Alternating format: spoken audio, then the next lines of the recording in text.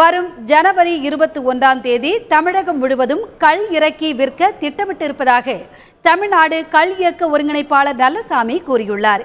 கள் மீதான தடையை நீக்க கோரி பல்வேறு போராட்டங்கள் நடத்தியும் மாநில அரசு செவி சாய்க்காத நிலையில் கள் இறக்கும் போராட்டத்தை நடத்தப்போவதாக அவர் கூறியுள்ளார். சென்னையில் அவர் செய்தியாளர்களிடம் பேசியதை தற்போது பார்ப்போம். தமிழ்நாட்டில் பூரண மதுவிலக்கு கொண்டு வருவதை நாங்கள் வரவேற்கின்றோம். மதுவிலக்கு கொண்டு வரப்பட்டாலும் கள்ளுக்கு தடை கூடாது. ஏனென்றால் கள் மது அல்ல, கள் உணவின் ஒரு பகுதி. It is part of food as per article 47 of the Indian constitution. 10 வருஷம் போராடி பார்த்துட்டோம், எவ்வளவு நாள் தான் போராடுறது? ஆகவே இது இறுதிக்கட்ட போராட்டம். அப்படிங்கிறதுனால தான் இந்த அஸ்வமேத யாகத்தை 27ஆம் தேதி இறுதி அஸ்வமேத யாகமாக வச்சிருக்கிறோம். இதுக்கு அடுத்து இதற்கும் இந்த அரசுகளும்